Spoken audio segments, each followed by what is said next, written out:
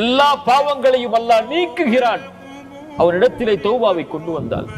எந்த பாவங்களையுமா? ஆம். அல்லாஹ் தொழுகையை நான் விட்டிருக்கிறேன் யா அல்லாஹ் என்னை மன்னிப்பாயா. வயஃபு அனி ஸய்யிஆத். யா அல்லாஹ் எத்தனையோ ஹராமான செயல்களை என் கண்களால் பார்த்திருக்கிறேன் என்னை மன்னிப்பாயா. வயஃபு அனி ஸய்யிஆத். யா அல்லாஹ் எத்தனையோ ஹராமான செயல்பாடுகளை இந்த கரங்களை கொண்டு செய்திருக்கிறேன். வயஃபு அனி ஸய்யிஆத்.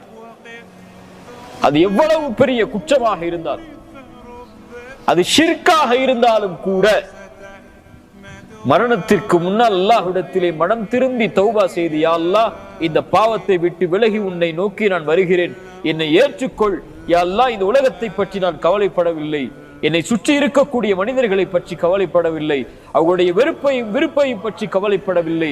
நான் செய்த பாவத்தை உணர்ந்து உன் முன்னால் நின்று உன்னை அழைத்து பாவ மன்னிப்பை கேட்கிறேன், என்னை மன்னிப்பாயா. வயஃபு அனி ஸய்யிஆத். குல் யா இபாதியல்லதீன அஸ்ரஃபு அலா அன்ஃபுஸிஹிம் லா தக்னது மின் ரஹ்மத்தில்லாஹ். அல்லாஹ்வுடைய அருளில் ஒருபோதும் நம்பிக்கை இழந்து விடாதீர்கள். இன்னல்லாஹ யக்ஃபிரு ذுனூப ஜமீஅ. ஒட்டுமொத்தமாக எல்லா பாவங்களையும் அல்லாஹ் அழித்து விடுவான், நீக்கி விடுவான். நீங்கள் செய்ய வேண்டியது அவனிடத்தில் வருவது மட்டும்தான்.